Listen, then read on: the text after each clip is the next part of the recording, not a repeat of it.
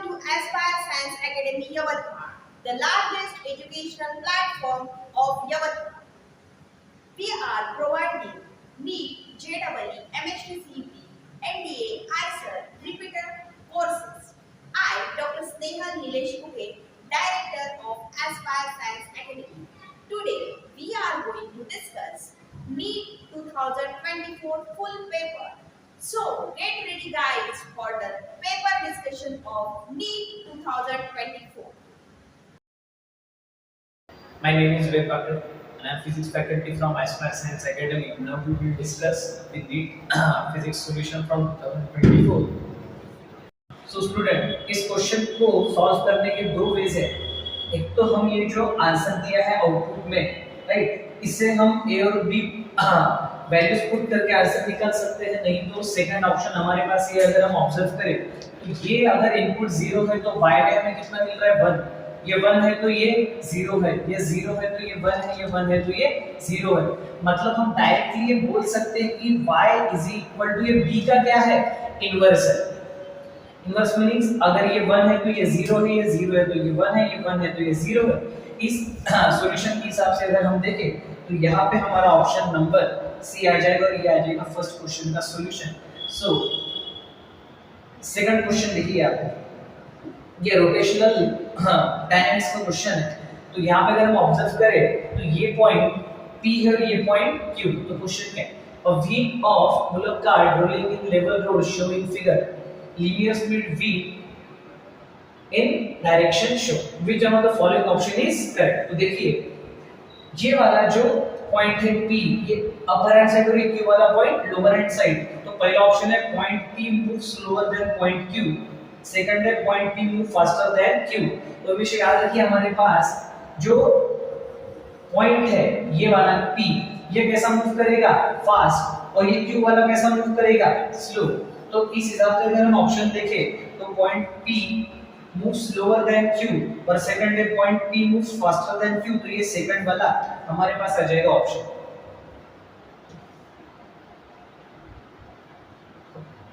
अब ये third question देखिए स्टूडेंट्स.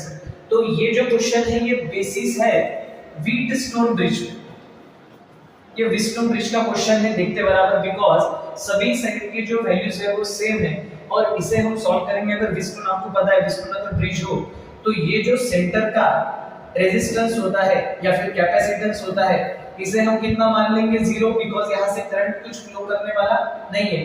तो ये वाला जो है ये पूरा का पूरा कैपेसिटर हट जाएगा और हमारे पास जो डायग्राम बनेगी नहीं, वो डायग्राम आएगी ये वाली है 2 माइक्रोफैरड. ये वाला भी आएगा हमारे पास 2 माइक्रोफैरड. अगेन ये वाला आएगा 2 माइक्रोफैरड और ये वाला भी 2 माइक्रोफैरड. तो देखिए 2 माइक्रोफैरड ये दोनों के दोनों सीरीज में, ये दोनों भी सीरीज में. अगर इसे हम फिर से सॉल्व करें तो ये आएगा 2 और 2 सीरीज में है, मतलब 1 microfarad.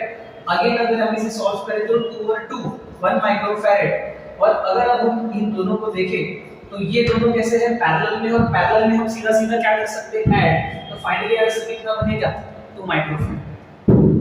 Okay, so next question यहाँ पे पूछा है any instant time t displacement of any particle given by 2t minus 1 under the influence of force 5 Newton. मतलब हमें दो चीजें गिवन दी है. यहाँ पे हमें डिस्प्लेसमेंट बताया है 2t minus 1 और फोर्स बताया है 5 न्यूटन. और यहाँ पे हमें निकालना क्या है, इंस्टेंटेनियस पावर. तो डायरेक्ट क्वेश्चन है फार्मूला बेस्ड पावर का फार्मूला F डॉट V. अब अगर हम यहाँ से देखें तो फोर्स कितना है हमारे पास 5 न्यूटन, और अगर हमें वेलोसिटी चाहिए तो हम क्या करेंगे, यहाँ से ये जो डिस्प्लेसमेंट है इसका डेरिवेटिव अगर करेंगे, मतलब ds by dt, तो यहाँ से क्या निकल के आएगी, वेलोसिटी. मैं डायरेक्ट लिख देता हूँ यहाँ पे, तो ये कितना आएगा 2, मतलब वेलोसिटी 2. अगर हम इसे यहाँ पे पुट कर दे तो ये आ जाएगा 2 और फाइनल आंसर कितना, 10. अब देखिए असर्शन रीजनिंग में क्वेश्चन आया है यहाँ पे. देखिए the potential V at any axial point at 2 meter distance from the center of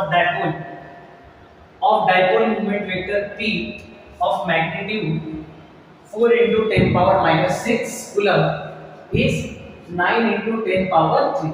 इस क्वेश्चन में असर्शन में दिया है कि the potential here at any axial point at distance 2 meter from the center of dipole, the dipole moment vector p of magnitude 4 into 10 power minus 6 is 9 into 10 power 3. देखिए direct हम formula यहाँ पे use कर सकते हैं कि इसका direct ही फॉर्मूला है कि p अपॉन r स्क्वायर के को हम लिख सकते हैं 1 upon 4 pi epsilon not p divided by r square. 1 upon 4 pi epsilon not की वैल्यू एग्जाम में गिवन है, नहीं तो हम देख भी सकते हैं 9 into 10 पावर 9 और डायपोल मोमेंट हमें यहाँ पे गिवन है 4 into 10 power minus 6 4 into 10 power minus 6 और डिस्टेंस दिया है 2 का स्क्वायर। अगर हम इसे सॉल्व करेंगे तो ये डायरेक्टली आंसर बन जाएगा 9 into 10 का पावर 3। अब हम देखेंगे तो यही हमें डायपोल मोमेंट गिवन है, मतलब ये जो असर्शन है ये पहला वाला ये हमारा करेक्ट है, मतलब ट्रू है। और अगर हम इसका रीजन देखेंगे तो यहाँ पे हमने फॉर्मूला का यूज किया है 2p divided by 4 pi epsilon not r square. हमने अभी जो फॉर्मूला यूज किया वो क्या था kp अपॉन r स्क्वायर, मतलब यहाँ पे 2p नहीं चाहिए, यहाँ पे क्या चाहिए p चाहिए। तो ये रीजन हमारा गलत है और असर्शन हमारा राइट है, तो हम क्या कह सकते हैं a is true and r is false। So next question देखेंगे। ओके फाइन, ये एग्जाम में आया हुआ क्वेश्चन है और ये आपका कोलिजन चैप्टर से क्वेश्चन पूछा गया है। बहुत ही सिंपल क्वेश्चन है। देखिए हमारे पास दो बॉडीज गिवन है, एक बॉडी है A, एक बॉडी है B और दोनों का मास सेम है और ये कंप्लीटली इनइलास्टिक कोलिजन के लिए क्वेश्चन है। The body A move with velocity v1 while body B at rest before collision। Okay, तो कोलिजन के क्वेश्चन में एक चीज हमें पता है कि हम क्या कर सकते हैं, momentum before collision is equal to momentum after collision, मतलब कंजर्वेशन ऑफ मोमेंटम। तो बिफोर कोलिजन हमारे पास अगर आप देखेंगे तो दो मास है, दो है मास m1, इसकी वेलोसिटी v1, सेकंड मास m और ये कैसा है सेकंड वाला रेस्ट, रेस्ट मतलब वेलोसिटी 0। और जब दोनों इक्विलिब्रियम होंगे मतलब चिपक जाएंगे तो ये m और ये m मतलब कितना मास 2m और इसकी वेलोसिटी कितनी v2 गिवन है, तो हम क्या लिख सकते हैं m v1 प्लस m और इसकी वेलोसिटी 0, ये है 2m और इसकी वेलोसिटी v2।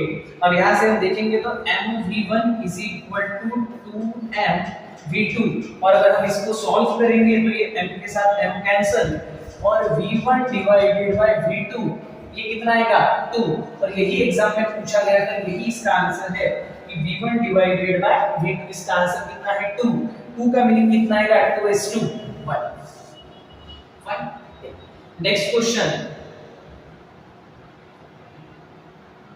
ये कैलकुलेटिव क्वेश्चन कह सकते हैं इस क्वेश्चन को। देखिए बराबर क्वेश्चन को कि uniform magnetic field 0.049 Tesla, a magnetic needle perform 20 complete oscillation in 5 seconds, the moment of inertia of needle is 9.8, the magnitude of magnetic moment needle और हमें वैल्यू किसकी चाहिए x। Okay fine,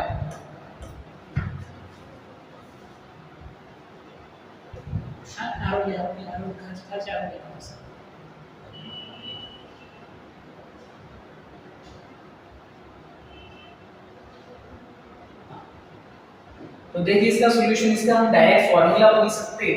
time period का direct हमारे पास formula है t is equal to 2 pi under root i divided by m v। ये direct formula लग जाएगा। आप ये फार्मूला लगाना कैसे, और यहाँ पे कैलकुलेशन ही बहुत ज्यादा है। देखिए आप, तो हम इसे नोटेड सॉल्व करेंगे। देखिए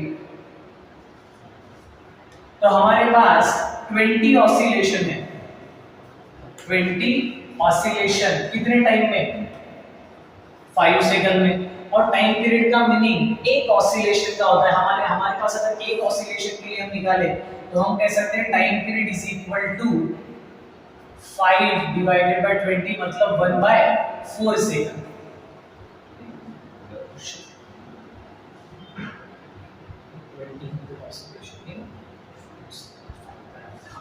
20 oscillation in हाँ 5 सेकंड, तो टाइम पीरियड कितना 1/4।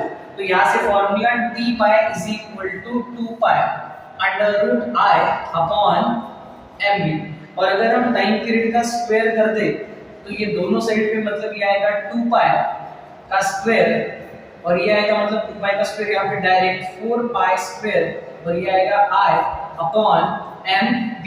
अब यहाँ से हमें वैल्यू जो निकालनी है, हमारे पास बहुत सी वैल्यू गिवन है। अगर आप देखेंगे तो हमारे पास मैग्नेटिक डायपोल, हाँ मैग्नेटिक मोमेंट दिया है यहाँ पे गिवन, मैग्नेटिक फील्ड गिवन है, मोमेंट ऑफ इनर्शिया गिवन है। तो यहाँ से हम डायरेक्टली आंसर निकाल सकते हैं पुट करके। m के लिए मतलब p square into b 4 pi square i और ये आ जाएगा m। अब यहाँ पे अगर आप वैल्यू पुट कर लेंगे तो यहाँ से आंसर आ जाएगा। हाँ, तो अगर आप कैलकुलेशन करेंगे तो यहाँ से आंसर बनेगा आपका 1280 पाई स्क्वायर। देखिए ये थ्योरेटिकल क्वेश्चन है, ये आपका पूछा गया था वेव ऑप्टिक्स चैप्टर में से। तो unpolarised light beam strikes the glass surface at Brewster angle then. तो यहाँ पे ये पूरा का पूरा थ्योरेटिकल क्वेश्चन है, तो आपको पता ही होगा बच्चों कि the reflected light will be completely polarized but reflected light will be partially polarized। मतलब ये हमारा लास्ट वाला ऑप्शन है डायरेक्टली, ये कंसेप्ट ब्रूस्टर लॉ से है, आप जाके देख सकते हैं। और ये डायरेक्टली थ्योरेटिकल क्वेश्चन पूछा गया था एग्जाम में। अब देखिए ये भी थ्योरेटिकल क्वेश्चन है, ये क्वेश्चन पूछा गया था आपका सेमीकंडक्टर मतलब इलेक्ट्रॉनिक से, सेमीकंडक्टर का क्वेश्चन है।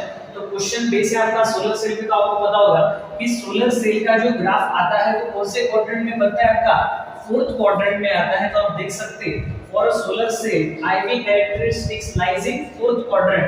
तो ये पहला वाला जो ऑप्शन है ये एकदम करेक्ट है, मतलब ये ट्रू है। अगर हम सेकंड वाला देखेंगे reverse bias PN junction diode the current measuring micro ampere due to majority charge carrier, right. तो अगर आप देखेंगे कि यहाँ पे रिवर्स बायस में करंट जो बनेगा वो मेजॉरिटी चार्ज कैरियर के रीजन से नहीं बल्कि माइनॉरिटी चार्ज कैरियर की वजह से बनेगा। मतलब ये सेकंड वाला जो हमारा ऑप्शन है ये फॉल्स है। तो यहाँ से हम देख सकते हैं कि पहला वाला ट्रू है, A is correct and B is incorrect। Directly answer हो जाएगा। टोटली थ्योरेटिकल क्वेश्चन था ये। देखिए next question, a graph is showing variation of 1 upon lambda square kinetic energy। ये भी आपका जो क्वेश्चन है ड्यूअल नेचर से आया है। देखिए इसका सॉल्यूशन,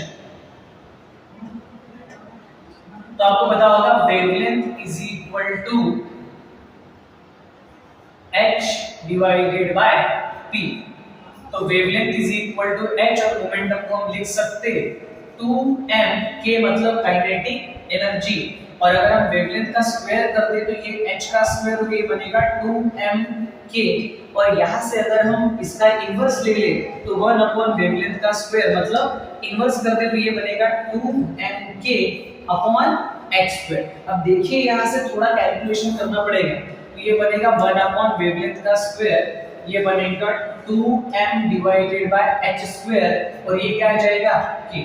अब यहाँ से आप इसको रिलेट कर सकते y is equal to mx, मतलब y एक्सिस पे आएगी वेवलेंथ, x एक्सिस पे आएगी काइनेटिक एनर्जी और m क्या आ जाएगा आपका स्लोप पे। तो ये देख सकते हैं ये कौन सा है, स्ट्रेट लाइन का इक्वेशन है। तो हम डायरेक्टली यहाँ से आंसर बोल सकते हैं कि ये वाला आंसर, फोर्थ वाला आंसर, ये डायरेक्ट स्ट्रेट लाइन का क्वेश्चन है। देखिए नेक्स्ट क्वेश्चन, ये वाला क्वेश्चन आपका करंट इलेक्ट्रिसिटी चैप्टर से आया है और बहुत इजी क्वेश्चन है। देखिए अगर आप सर्किट को देखेंगे तो ये सीरीज कॉम्बिनेशन है आपके पास पूरा का पूरा, और सीरीज में आपको पता है बच्चों की करंट कैसा आएगा सेम। तो करंट का formula V is equal to I, और I को क्या लिख सकते हैं V अपॉन R। वोल्टेज कितना है देखिए 10, और सीरीज में हम रेजिस्टेंस को ऐड कर देंगे मतलब ये आएगा 5, मतलब पूरी स्पीड करंट कितना फ्लो करेगा 2 एम्पीयर। अब क्वेश्चन क्या पूछा है हमें, तो क्वेश्चन है टर्मिनल वोल्टेज। तो टर्मिनल वोल्टेज का मीनिंग आएगा A और B के बीच का वोल्टेज, मतलब जो एक्सटर्नल वाला रेजिस्टेंस है उसके बीच का वोल्टेज। तो ए और बी के जो वोल्टेज होगा बीच में, तो देखिए यहाँ से करंट कितना पास करेगा, अभी हमने निकाला था करंट कितना पास करेगा 2। तो अगर मुझे वोल्टेज निकालना है ए और बी के बीच का, तो मैं लिख सकता हूं V IR। तो करंट कितना है 2 और रेजिस्टेंस कितना है 4, तो वोल्टेज आ जाएगा 8 वोल्ट। बहुत ही इजी क्वेश्चन था, एग्जाम में पूछा गया। नेक्स्ट क्वेश्चन की तरफ देखेंगे। देखिए, the quantity which have same dimension as those of solid angle। Okay, तो देखिए हमें सेम क्या चाहिए, यहाँ पे सेम डायमेंशन चाहिए। तो हम पहला ऑप्शन देखते हैं स्ट्रेन एंड एंगल। तो स्ट्रेन का फॉर्मूला क्या है, change in length upon original length. मतलब अगर हम देखेंगे तो मीटर के साथ मीटर कैंसिल, मतलब एल के साथ एल कैंसिल होकर डायमेंशन लेस क्वांटिटी। और एंगल भी अगर हम देखेंगे तो एंगल का भी सेम डायमेंशन नहीं आएगा। मतलब ये फर्स्ट ही ऑप्शन आपका क्या है, करेक्ट है। बाकी के ऑप्शन आपको चेक करने की जरूरत नहीं है। बाकी के अगर आपको फॉर्मूला याद होंगे तो ऑप्शन चेक कर, जैसे स्ट्रेस का क्या आएगा, तो स्ट्रेस का आएगा फोर्स अपॉन एरिया, बराबर है। एंगल के पास तो नियर बाय डायमेंशन, जैसे कि यहाँ पे स्ट्रेन है तो हम फिर से बोल सकते change in length upon original length. Arc में भी आ जाएगा। एंगुलर अगर हम देखेंगे एंगुलर स्पीड मतलब ओमेगा, तो ओमेगा का formula delta theta upon delta T, यहां से भी हम निकाल सकते। और स्ट्रेस में अगर हम देखेंगे तो फोर्स अपॉन ए आप चेक कर सकते। क्वेश्चन में चेक करने की जरूरत नहीं थी, पहले ऑप्शन में हमें आंसर मिल गया आपको। तो देखिए नेक्स्ट क्वेश्चन। तो ये वाला जो क्वेश्चन पूछा है ये आपका ईएमआई से पूछा गया क्वेश्चन है, बहुत ही बेहतरीन क्वेश्चन है। देखिए यहाँ पे एक सोलेनॉइड 1 है और यहाँ पे एक सोलेनॉइड 2 है, राइट। और ये मैग्नेट मूव कर रहा है लेफ्ट टू राइट साइड में, राइट। तो अगर हम यहाँ पे देखें तो यहाँ पे अगर हम लेंस लॉ लगाए, लेंस लॉ अगर हम यूज करें तो लेंस लॉ क्या करेगा, अपोज। कोई भी चीज अगर दूर जाएगी तो वो अपोज करेगी। जैसे कि अगर हम इस एंड से देखें, इस एंड से, तो हमें दिख रहा है कि मैग्नेट कहां पे मूव कर रहा है, सामने की साइड पे। मतलब नॉर्थ कहां पे जा रहा है, सामने की साइड पे। उसको अपोज करने के लिए यहाँ पे क्या लगा देगा, साउथ लगा देगा, राइट। और अगर हम दूसरे साइड से देखेंगे, इस साइड से, तो हमें क्या दिख रहा है कि मैग्नेट नजदीक आ रही है सेकंड वाले कॉइल की तरफ। मतलब बीच को अपोज कैसे करेगा, तो यहाँ पे क्या लगा देगा, नॉर्थ लगा देगा। तो यहाँ पे साउथ लग गया, यहाँ पे नॉर्थ लग गया। साउथ का मीनिंग कैसा करंट, तो क्लॉकवाइज करंट। नॉर्थ का मीनिंग कैसा करंट, तो एंटी क्लॉकवाइज करंट। मतलब यहाँ से जो करंट फ्लो होगा आपका, ये कैसा होगा, ए से लेके बी तक। और एंटी क्लॉकवाइज मतलब कैसा होगा, डी से लेके सी तक। तो डायरेक्ट ऑप्शन आपका पहला आ जाएगा, ए से लेके बी तक और डी से लेके सी तक। ये भी आप बोल सकते हैं थ्योरेटिकल क्वेश्चन था इस साल का। नेक्स्ट क्वेश्चन देखते हैं। तो यहाँ पे पूछा गया है the moment of inertia of thin rod an axis passing through mid point of perpendicular to its rotation. अगर किसी भी रॉड के सेंटर से हमें मोमेंट ऑफ इनर्शिया पूछा गया तो हम डायरेक्टली लिख सकते हैं I is equal to ml square by 12। तो मोमेंट ऑफ इनर्शिया मुझे गिवन है, कितना है 2400, मास भी गिवन है 400, L square डिवाइडेड बाय 12। तो अगर हम यहां से L square की वैल्यू निकाल दे तो ये आ जाएगा 2400 मल्टीप्लाई 12 डिवाइडेड बाय 400। 0 के साथ 0 कैंसिल, तो ये बन जाएगा 6 into 12 और ये आ जाएगा 72 L का स्क्वायर। मतलब ये लगभग फर्स्ट वाला ऑप्शन हमारा करेक्ट आ जाएगा। तो ये 8 से ज्यादा और 9 से कम मतलब 8.5 का हमारा एक्यूरेट आंसर है, राइट। देखिए नेक्स्ट क्वेश्चन। ये तो बहुत ही आसान क्वेश्चन था, जैसे कि आप देख सकते हैं यहाँ पे जैसे ऐसे जब स्टार्ट होता है हम इक्वेशन बता देते हैं बच्चों को। ए इक्वेशन क्या होता है, a sin omega t plus phi. ये बहुत ही a मतलब एम्पलीट्यूड, तो डायरेक्ट ही यहाँ पे गिवन था।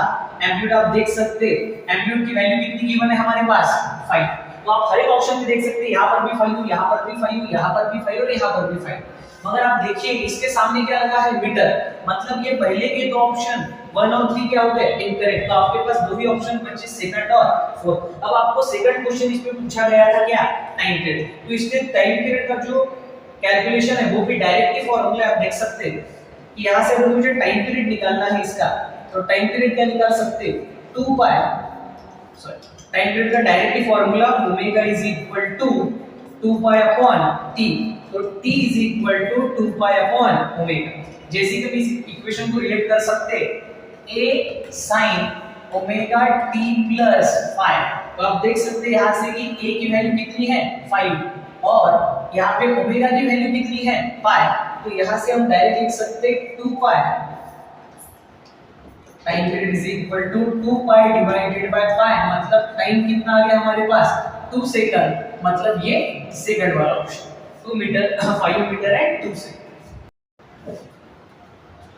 सो देखिए ये क्वेश्चन ग्रेविटेशन चैप्टर से पूछा गया है और यहाँ पे mass of planet 1/10 of the earth and diameter is half of the अर्थ, मतलब ये इंफॉर्मेशन गिवन है, ये मास ऑफ अर्थ है, ये अर्थ की इंफॉर्मेशन है वो प्लैनेट। अब हमें ग्रेविटी निकालना है प्लैनेट के लिए, तो हमारे पास डायरेक्ट फार्मूला है g is equal to gm upon r square. यहाँ से हम डायरेक्ट बोल सकते हैं कि is directly proportional to mass and inversely proportional to r square, तो डायरेक्टली हम इन दोनों को रिलेट करेंगे, जैसे कि यहाँ पे लिख सकते हैं ग्रेविटी ऑफ अर्थ और ये वाला क्या हो जाएगा प्लैनेट के लिए, तो हम डायरेक्टली रिलेट करके बोलेंगे कि ये प्लैनेट और ग्रेविटी ऑफ अर्थ, तो ये हो जाएगा मास ऑफ प्लैनेट और ये mass of earth multiply with radius of earth upon radius of planet का स्क्वायर। तो जैसे यहाँ से इंफॉर्मेशन गिवन है हम डायरेक्टली पुट कर देंगे, तो मास ऑफ प्लैनेट कितना है 1/10 of the mass of earth और नीचे mass of earth multiply radius, जैसे कि अर्थ का रेडियस r e और ये प्लैनेट का radius half of the radius of the अर्थ और इसका क्या आ जाएगा ये स्क्वायर, तो यहाँ से आधे value cancel, mass of earth cancel, radius of earth cancel, तो यहाँ से अगर ये सॉल्यूशन देखें तो ये बनेगा 1/10 राइट, और ये कितना आएगा 1/10 मल्टीप्लाई विद ये बनेगा 1 डिवाइडेड बाय और ये 2 पर चला जाएगा स्क्वायर रूट, तो ये कितना बन जाएगा 4 is equal to gravity of planet upon gravity of earth, तो ये आंसर आ जाएगा 4/10 multiply with gravity of earth, मतलब इसको हम लिख सकते हैं 9.8 और ग्रेविटी किसकी प्लैनेट की। यहाँ से अगर हम इक्वेशन को सॉल्व करेंगे तो ये बनेगा आपके लिए जैसे ये 4 और 0.4, मतलब कैलकुलेशन अगर करेंगे तो ये डायरेक्टली आंसर आ जाएगा आपके पास लगभग 3.92 के करीब, सॉल्यूशन कर लें आंसर आ जाएगा। नेक्स्ट क्वेश्चन देखिए, the horizontal force 10 Newton applied on block A as shown in figure, the mass of block A and B are 2 kg and 3 kg respectively, the block slide on frictionless surface। देखिए इस question में सबसे पहले हम acceleration निकाल लेंगे, तो acceleration कितना आएगा, acceleration net force upon net mass, total force कितना ऑब्जेक्ट पे 10 न्यूटन, टोटल मास कितना इसका 5, तो एक्सेलरेशन कितना आ गया 2 मीटर पर सेकंड स्क्वायर। अब यहाँ पे पूछ रहा है the force exerted by block A on block B। अब यहाँ पे देखिए आप, ये बहुत ही अच्छा क्वेश्चन है। यहाँ पे जैसे कि आप देख सकते हैं कि फोर्स कौन से ब्लॉक पे लग रहा है, A ब्लॉक पे, तो मोशन कौन सा ब्लॉक करना चाहिए A, तो B ब्लॉक सामने जाने का रीजन हम बोल सकते हैं कि इस पे कौन सा फोर्स लग रहा होगा नॉर्मल का, और नॉर्मल का फोर्स कैसा लगता है आपको भी पता है, इक्वल एंड अपोजिट। तो अगर हम एफबीडी निकाले A वाले ब्लॉक के लिए, तो यहाँ पे एफबीडी क्या आएगा देखिए A वाले ब्लॉक का कि नॉर्मल लगेगा पीछे, 10 न्यूटन का फोर्स लगेगा आगे और एक्सेलरेशन कितना 2 मीटर पर सेकंड स्क्वायर। आपको भी पता है हमारे पास सेकंड लॉ है F is equal to mh, जिस साइड में एक्सेलरेशन दो साइड पॉजिटिव, मतलब 10 माइनस n, और ये कौन से का 2 kg ब्लॉक के एफबीडी है, तो हम बोल सकते 2 into 2, मतलब यहाँ से नॉर्मल रिएक्शन निकल के आएगा कितना 6 न्यूटन। सो हमारा जो डायरेक्ट आंसर बन जाएगा ये थर्ड वाला 6 न्यूटन का हमारे पास आंसर। सो नेक्स्ट क्वेश्चन देखेंगे, राइट। देखिए अब इस क्वेश्चन में पूछा गया है the work done by the gas along the path B to C, मतलब पूरे के लिए पूछा नहीं है, हमारे पास वर्क डन पूछा है बस B to C के लिए। अब B to C को अगर हम ऑब्जर्व करेंगे तो B to C में वॉल्यूम हमारे पास कांस्टेंट है, V2C में वॉल्यूम कांस्टेंट है, पर अगर वॉल्यूम कांस्टेंट है तो बर्तन कितना आएगा, 0 आएगा। तो डायरेक्टली ये ए वाला ऑप्शन बहुत ही इजी क्वेश्चन है, पूछा गया। आप बोल सकते हैं कि ये थ्योरेटिकल बेस्ड क्वेश्चन था। देखिए नेक्स्ट क्वेश्चन, देखिए फिर से एक थ्योरी क्वेश्चन है। यहाँ पे स्टेटमेंट दिया है atom are electrically neutral as they contain equal number of positive and negative charge. ये स्टेटमेंट टोटली ट्रू है, बिकॉज एटम के अंदर इलेक्ट्रॉन मतलब नेगेटिव चार्ज और इसके अंदर न्यूक्लियस में कौन से चार्ज पॉजिटिव, तो बेसिकली कैसा हो गया हमारे लिए न्यूट्रल। मतलब पहला स्टेटमेंट यहाँ पे ट्रू है। अब सेकंड स्टेटमेंट देखिए, atom of each element are stable and emit their characteristic spectrum। अब देखिए स्पेक्ट्रम तो हर एक एटम बनाएगा ही अपना अलग अलग, but each atom are stable, ये जो वर्ड है या फिर ये जो स्टेटमेंट है, हम इस स्टेटमेंट को क्या बोल सकते हैं, सिर्फ फॉल्स। इतना ही स्टेटमेंट गलत है, ये आगे वाला स्टेटमेंट गलत नहीं, तो हम इस बेसिस पे क्या बोल सकते हैं। तो देखिए ए वाला मतलब स्टेटमेंट 1 जो है वो हमारे पास ट्रू है, मतलब करेक्ट है, और स्टेटमेंट बी कैसा है हमारे पास, इनकरेक्ट है। अगर ये लाइन नहीं होती तो हमारे पास सेकंड वाला भी स्टेटमेंट कैसा होता, हाँ करेक्ट होता। और यहाँ पे बोला भी है कि एप्रोप्रिएट आंसर वैलिड। देखिए नेक्स्ट ये वाला जो क्वेश्चन है ये पहली जे में पूछा गया था, बाद में वैलिड रिपीट हुआ है। देखिए यहाँ पे हमें दिया है एक एलिमेंट जिसका एटॉमिक नंबर 82 और मास नंबर है 290। अल्फा डीके होने के बाद ये कितना बन जाएगा, अल्फा डीके मतलब चार्ज कितने से कम बच्चों, 2 से कम, और मास कितने से कम बच्चों, तो मास हो जाएगा 4 से कम, मतलब कितना 286, राइट। अब यहाँ पे देखिए ये E प्लस और ये E माइनस की वजह से कोई चेंज आने वाला नहीं है, तो हम डायरेक्टली यहाँ पे लिख सकते हैं कितना आएगा 286 और ये कितना 80, और यहाँ पे बीटा माइनस मतलब चार्ज कितने से बढ़ेगा बच्चों, तो चार्ज बढ़ेगा 1 से, और मास कितने से कम होगा, तो मास में कोई भी चेंज आने वाला नहीं है, और इसके बाद भी सेम ही आएगा, मतलब ये आएगा हमारा फाइनल आंसर। तो ये कितना बन गया देखिए 286, और ये 81 मतलब कौन सा ऑप्शन है, ये लास्ट वाला ऑप्शन है, राइट। तो बहुत इजी क्वेश्चन था। देखिए अगला क्वेश्चन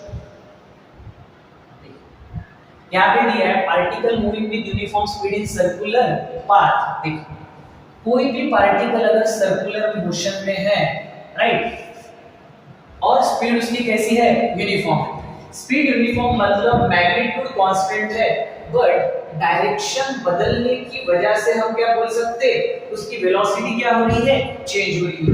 मतलब वेलोसिटी कांस्टेंट है तो आंसर है नहीं, मैग्नीट्यूड कांस्टेंट है, डायरेक्शन कांस्टेंट नहीं।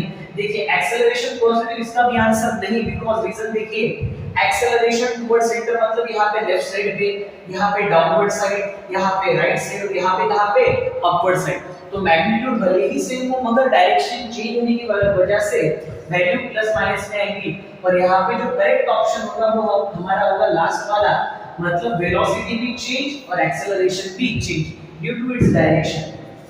तो नेक्स्ट क्वेश्चन देखिए, ये रे ऑप्टिक्स का एक बहुत ही बेहतरीन क्वेश्चन है जो इस साल आया, कैलकुलेटिव बहुत ज्यादा क्वेश्चन है। देखिए यहाँ पे अगर आप ऑब्जर्व करेंगे तो ये वाला जो एंगल होता है हम इसको क्या बोलेंगे, R1, ये वाला एंगल कितना आ गया हमारा R2, और ये वाला एंगल कितना बन गया हमारे पास 90 डिग्री, राइट। तो ये 30 डिग्री है, R1 रिफ्लेक्टेड 1 रिफ्लेक्टेड 2, ये कितना डिग्री 90 डिग्री। हमें क्वेश्चन में पूछा क्या गया है कि हमें गिवन क्या चाहिए, refractive index of the prism, prism का रिफ्रैक्टिव इंडेक्स चाहिए। आउटर साइड पे यहाँ पे बाहर एयर है, और एयर का रिफ्रैक्टिव इंडेक्स कितना आएगा 1।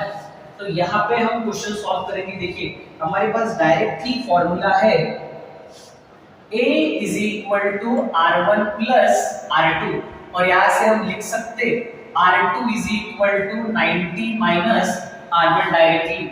और अब हम यहाँ पे स्नेल्स लॉ लगाएंगे, कौन से पोजीशन पे, A और B वाले पे। देखिए ये जो बात है A और B, यहाँ पे क्या लगा देते हैं हम, Snell's law.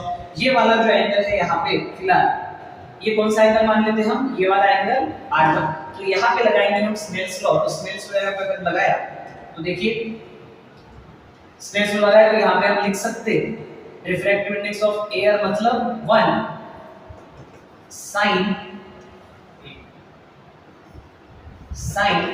30 is equal to यहाँ पे रिफ्रैक्टिव इंडेक्स किसका, प्रिज्म का, और ये एंगल कितना आएगा, तो एंगल sin r, राइट। तो sin 30 की वैल्यू अगर हम यहाँ से देखें तो sin 30 की वैल्यू 1 और ये कितना बनेगा 1/2 is equal to refractive index of prism sin r1। तो यहाँ पे हम लिख सकते हैं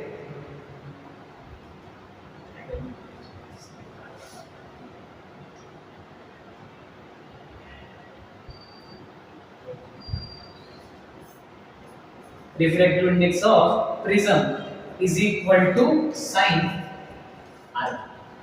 अब नेक्स्ट टाइम हम स्नेल्स लॉ कहाँ पे लगाएंगे देखिए, तो नेक्स्ट स्नेल्स लॉ हम लगाएंगे a और c के बीच में। तो नेक्स्ट जो स्नेल लॉ है वो a और c के बीच में, मतलब यहाँ पे refractive index of prism sin r2 is equal to refractive index of air कितना आ जाएगा 1 और ये कितना बन जाएगा sin 90। तो हम यहाँ पे लिख सकते हैं रिफ्रैक्टिव इंडेक्स ऑफ प्रिज्म ये आ जाएगा sin r2 is equal to sin 90 की वैल्यू 1, तो हम लिख सकते हैं sin r2 is equal to 1 upon refractive index of prism sin r2 का एंगल कितना है हमारे पास 90 minus r1, तो ये लिख सकते हैं हम 90 minus r1। और आपको भी पता है कि sin 90 minus थीटा को हम क्या लिख सकते हैं cos, ये आ जाएगा cos r1 1 upon mu p। तो ये वाला इक्वेशन नंबर 2 और ये वाला इक्वेशन नंबर 1, तो अब हम दोनों को ही ऐड कर देते हैं, मतलब इक्वेशन नंबर 1 का स्क्वायर प्लस इक्वेशन नंबर 2 का स्क्वायर, तो ये बन जाएगा sin r1 का square plus cos r1 square is equal to 1 upon 2 mu p, इसका भी स्क्वायर और 1 over refractive index of prism इसका भी स्क्वायर। तो sin square plus cos square आपको पता है ये वैल्यू कितनी आ जाएगी हमारे पास, टोटल ये वैल्यू आ जाएगी 1, ये आ गया 1 upon 4 mu p इसका भी square plus 1 refractive index of prism इसका भी स्क्वायर।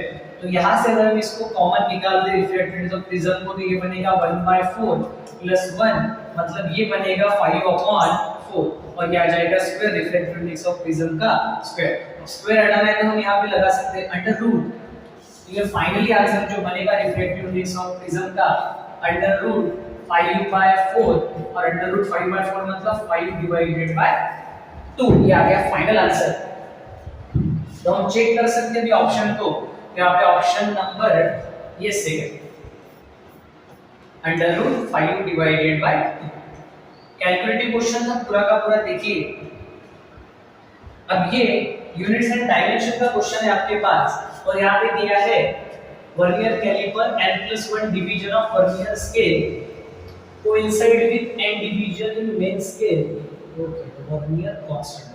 तो ये वाला जो क्वेश्चन है आपका लीस्ट काउंट है, जिसे हम लिख सकते हैं L into C मतलब लीस्ट काउंट। तो लीस्ट काउंट क्या होता है 1 MSD डिवाइडेड बाय n+1, ये उन्होंने गिवन ही दिया है हमें, ये वैल्यू हमें दी है n+1 डिविजन्स में। तो देखिए यहाँ पे 1 MSD, तो इसकी वैल्यू कितनी दी है 0.1 mm, तो डायरेक्ट हम पुट कर देंगे 0.1 mm और यहाँ पे कितना आ जाएगा n+1।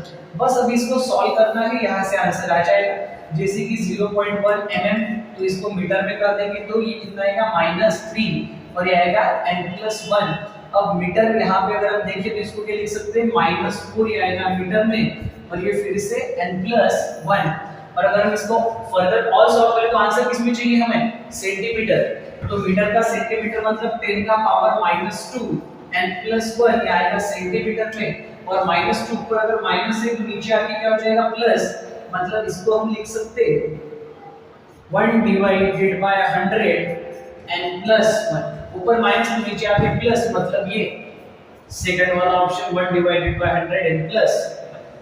अब देखिए नेक्स्ट क्वेश्चन, ये बिल्कुल ही थ्योरेटिकल क्वेश्चन था, ये पूछा गया था आपका वे ऑप्टिक्स से। देखिए a monochromatic source in young double slit experiment is replaced by white light, right?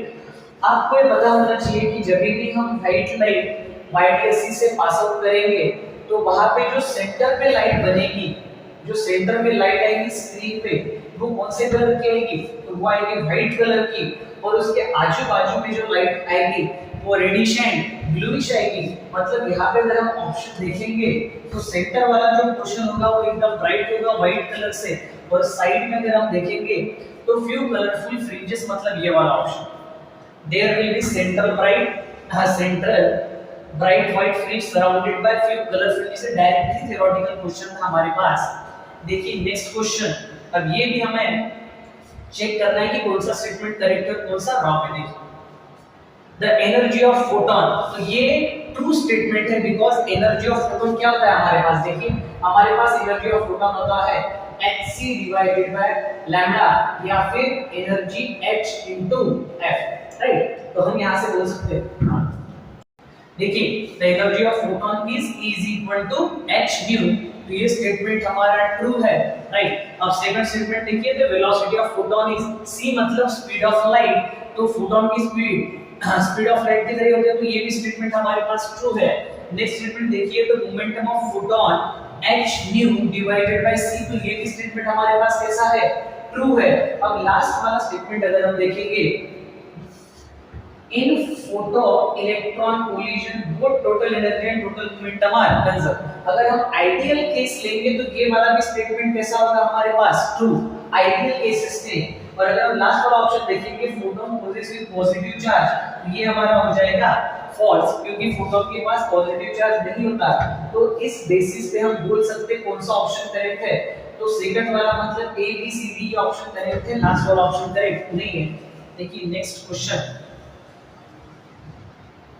तो ये आएगा लॉजिकल गेट से क्वेश्चन आपका।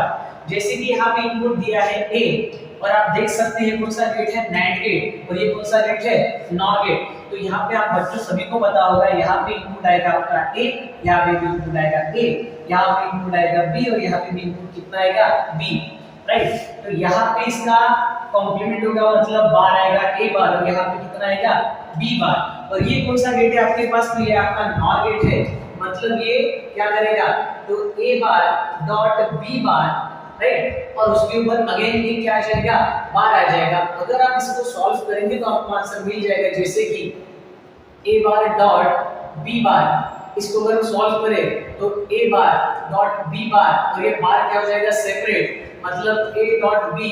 अब ये जो आउटपुट है आप चेक कर सकते हैं, ये किस गेट का आउटपुट है, तो हमारे पास लास्ट वाला जो गेट है मल्टीप्लाई, मतलब नैंड गेट की, उसका जो आउटपुट है ये आएगा फाइनल आंसर। देखिए नेक्स्ट क्वेश्चन, अब ये वाला जो क्वेश्चन है, ये क्वेश्चन एग्जाम में कैलकुलेटिव क्वेश्चन था, बहुत ही ज्यादा कैलकुलेशन करने की जरूरत थी इसमें।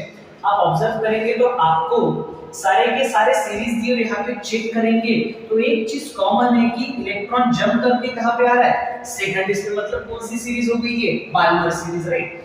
तो हमारे पास एक फॉर्मूला भी है, तो बहुत से बच्चों ने फॉर्मूला यूज किया होगा, 1 upon wavelength rz square 1 upon n1 square minus 1 upon n2 square. तो यहाँ से भी आप आंसर निकाल सकते हैं, n1 और n2 की वैल्यू पुट कर दीजिए, r की वैल्यू कांस्टेंट होगी तो वहां से आंसर आएगा। मगर ये बहुत ही ज्यादा कैलकुलेटिव है, तो हम यहाँ पे क्या करेंगे, देखिए आपको एक चीज पता है कि energy is equal to hc divided by wavelength, right, sorry hc divided by wavelength. अब अगर आप देखेंगे तो वेवलेंथ क्या आएगी, hc upon change in energy, तो जितनी ज्यादा एनर्जी उतनी कम क्या आ जाएगी, वेवलेंथ। तो देखिए सबसे ज्यादा एनर्जी डिफरेंस किस में होगा, तो आप अगर ऑब्जर्व करेंगे तो सबसे ज्यादा एनर्जी डिफरेंस, देखिए यहाँ पे एनर्जी डिफरेंस सबसे क्या होगा, कम होगा, यहाँ पे एनर्जी डिफरेंस उससे ज्यादा, यहाँ पे एनर्जी डिफरेंस उससे भी ज्यादा, और यहाँ पे एनर्जी डिफरेंस सबसे ज्यादा। मतलब जहाँ पे एनर्जी का डिफरेंस सबसे ज्यादा वहां पे वेवलेंथ कैसी आएगी, सबसे कम। तो यहाँ से हम डायरेक्टली अगर आप ऑप्शन चेक करेंगे, यहाँ पे अगर एनर्जी सबसे कम, मतलब यहाँ की वेवलेंथ क्या आएगी, सबसे ज्यादा। तो सबसे ज्यादा वेवलेंथ किसकी आप देख सकते हैं, ये थर्ड वाला ऑप्शन। तो यहाँ से हम डायरेक्टली बी वाला ऑप्शन टिक कर सकते हैं। और यहाँ पे देखिए सबसे ज्यादा, तो सबसे ज्यादा कौन सी है, ये वेवलेंथ सबसे कम अगर देखेंगे तो ये वाला ऑप्शन, ये वाला। तो डायरेक्टली विदाउट फार्मूला हम सॉल्व कर सकते हैं, कि आप फार्मूला से भी सॉल्व कर सकते हो। देखिए next question, a thin flat circular plate of radius 4.5 is placed gently over surface of water, the surface tension of water, then force। तो देखिए फोर्स का हमारे पास डायरेक्ट ही एक फार्मूला है, क्या है फार्मूला, देखिए F is equal to T multiply with 2 pi r. T मतलब सरफेस टेंशन गिवन है हमें 0.07 राइट, 2 pi राइट, और r की वैल्यू भी हमें गिवन है 4.5 सेंटीमीटर, मतलब कन्वर्ट कर दीजिए मीटर में। यहाँ से अगर हम कैलकुलेशन करेंगे तो आंसर आ जाएगा। जैसे कि इसका कैलकुलेशन कितना आएगा देखिए, इसको मैं लिख देता हूँ 7 राइट, और ये आ जाएगा 7 ये 2 और ये कितना 22/7, और इसको मैं लिख देता हूँ 45 के 2010 और ये मिला के कितना बनेगा 10 का पावर -5 डायरेक्ट। तो यहाँ से अगर हम कैलकुलेशन करेंगे तो ये बनेगा 7 के साथ 7 कैंसिल, मतलब 44 into 45 10 का पावर -5। आप यहाँ से कैलकुलेशन कर सकते हैं, आपके पास आंसर आ जाएगा 19.8। अब देखिए ये सबसे इजी क्वेश्चन था। इस नीट क्वेश्चन में आप देखेंगे तो बहुत ही इजी क्वेश्चन था। आपके पास एक आइडियल ट्रांसफॉर्मेशन गिवन है right, number of turns in primary 1, number of turns in secondary 2, और आपको वोल्टेज का रेशियो पूछा था, voltage in secondary and voltage in primary. तो देखिए डायरेक्ट फॉर्मूला है हमारे पास, number of turns in primary and number of turns in secondary directly proportional to voltage in primary and voltage in secondary right. तो हमें क्या पूछा था, तो इसका रेशियो कितना गिवन है हमारे पास 1/2। तो सेकेंडरी के पास वोल्टेज कितना होगा 2 और प्राइमरी के पास कितना होगा 1, मतलब ये कितना आएगा 2:1। ये आ गया हमारा डायरेक्ट आंसर। देखिए नेक्स्ट क्वेश्चन, ये क्वेश्चन है the maximum elongation of steel 1 meter in length if the elastic limit and Young modulus respectively the maximum elongation हो। सो यहाँ पर हमें क्वेश्चन में गिवन दिया है कि maximum elongation of the steel wire, तो ये हमें निकालना है मैक्सिमम elongation मतलब डेल्टा L, और ये जो वैल्यू दी है हमें, ये किसकी वैल्यू है L, मतलब हम यहाँ पे लिख सकते हैं हमें डेल्टा L की वैल्यू चाहिए, और लेंथ हमें गिवन है कितना मीटर 1 मीटर राइट, और हमें गिवन है young modulus R and stress भी गिवन है हमें स्टील के लिए। तो देखिए हम यहाँ से बोल सकते हैं यंग मॉड्यूलस का formula stress divided by change in length upon original length. तो ये बन जाएगा स्ट्रेस मल्टीप्लाई विथ लेंथ, और ये आ गया चेंज इन लेंथ, और ये यंग मॉड्यूलस। तो यहाँ से डायरेक्ट फॉर्मूला आएगा change in length is equal to stress into length upon Young modulus। तो अगर फॉर्मूला आपको याद है तो आप डायरेक्टली यहाँ से सॉल्यूशन निकाल सकते हैं, बिकॉज अब सारी की सारी वैल्यू जो है वो एग्जामिनर ने आपको गिवन दे दी है। जैसे कि हम यहाँ पे देख सकते हैं, तो ये आएगा 8 into 10 का पावर 8, ओरिजिनल लेंथ हमें गिवन है 1, और यहाँ पे गिवन है 2 into 10 का पावर 11।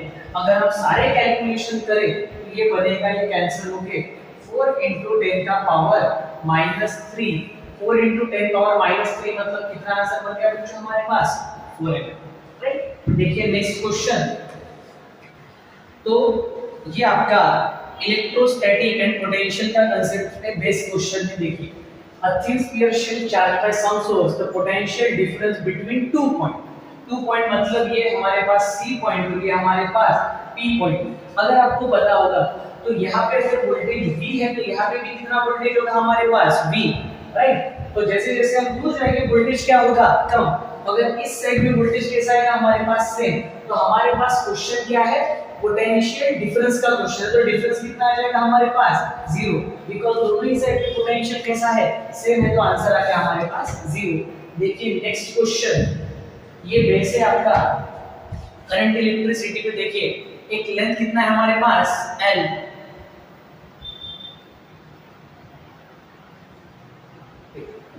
हमारे पास लेंथ कितनी है L और रेजिस्टेंस कितना है 10। कितने पार्ट में कट कर दिया हमने 10 पार्ट, मतलब एक पार्ट के पास कितना रेजिस्टेंस आएगा हमारे पास, एक पार्ट में 10 ओम का रेजिस्टेंस आएगा राइट। तो 5 पार्ट्स को हमने किस में लगा दिया सीरीज। तो एक पार्ट, देखिए हम इसको यहाँ पे सॉल्व कर देते, तो जो एक पार्ट आएगा तो एक पार्ट के पास कितना रेजिस्टेंस 10 राइट। तो 5 रेजिस्टेंस कैसे लग गए सीरीज में, मतलब 10 + 10 + 10 तो सीरीज में कितना बन गया ये 50, और 5 रेजिस्टेंस किस में लग गए पैरेलल में, तो इसका कॉम्बिनेशन कितना बनेगा तो ये बनेगा हमारे पास 2, मतलब 10 और 10 और 10 ये आ जाएगा 2 में, मतलब 10/5 तो 2, और बाद में इन दोनों को सीरीज मतलब ये आ गया 50 प्लस ये कितना आ गया 2, तो फाइनली आंसर हमारे पास आ गया 52 ओम। आप एक बार चेक कर सकते हैं, देखिए यहाँ पे the two combination are again connected in series, मतलब सबसे पहले हमने इसको एक पार्ट में कन्वर्ट किया, बाद में 5 सीरीज में, बाद में 5 पैरेलल में, और बाद में दोनों को अगर हमने ऐड करते तो फाइनली आंसर कितना आ गया 52, मतलब यहाँ पे हमारा ऑप्शन नंबर ये बी वाला करेक्ट है, राइट। देखिए next question, a tightly wound 100 turn coil radius 10 cm carry current 7 ampere magnetic field at the center of the coil। देखिए बहुत ही इजी क्वेश्चन है, डायरेक्ट फार्मूला बेस है। मैग्नेटिक फील्ड अगर हमने कॉइल के लिए पढ़ा हो तो हमें पता है mu naught upon 2 r into I into n, ये आ गया हमारे पास डायरेक्टली फार्मूला। अब हमारे पास हर एक वैल्यू गिवन है, जैसे कि 4 पाई 10 का पावर -7, करंट हमारे पास गिवन है 7, रेडियस भी हमें दिया हुआ है, देखिए आप कितना है 10 सेंटीमीटर बच्चों, तो ये आएगा 10 into 10 का पावर -2, और नंबर ऑफ टर्न्स अगर हम देखेंगे तो ये कितने दिया हमारे पास 100। तो बस अभी ये पूरा का पूरा क्वेश्चन कैलकुलेटिव है, आप यहाँ से आंसर निकाल सकते हैं। देखिए जैसे कि यहाँ से अगर आपको आंसर निकालना है तो अब इसका कैलकुलेशन कर लेना, यहाँ से आपको आंसर मिल जाएगा, डायरेक्टली इसका आंसर आप बोल सकते हैं, या आपका आंसर आ जाएगा कैलकुलेशन करके 4.4 मिली टेस्ला के करीब। देखिए नेक्स्ट क्वेश्चन,